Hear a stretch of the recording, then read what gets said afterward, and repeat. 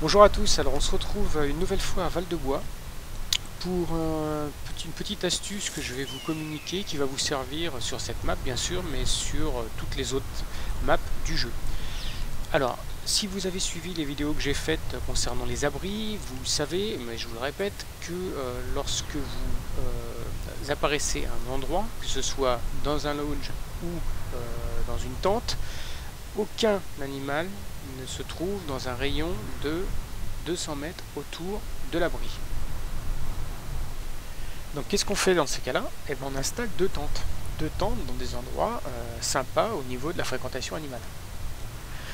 La première, c'est celle sur laquelle je viens de popper. Elle se trouve, je vais vous l'entourer donc ici. Non, je dis pas de bêtises. Voilà, elle se trouve ici, d'accord?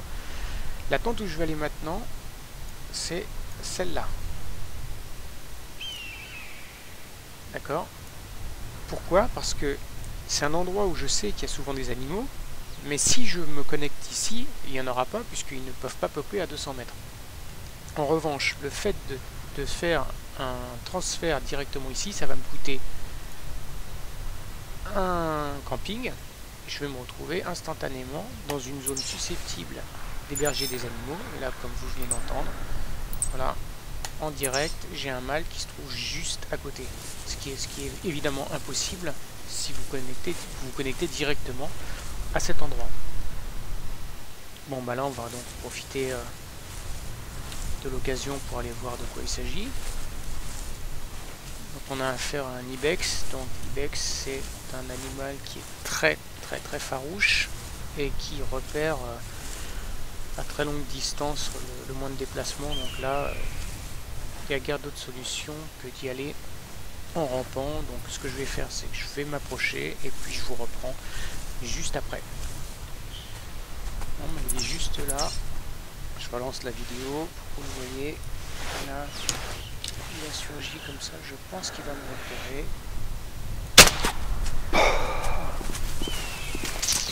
Je n'ai pas eu le mieux possible, mais à mon avis, quand même, il ne devrait pas courir trop longtemps.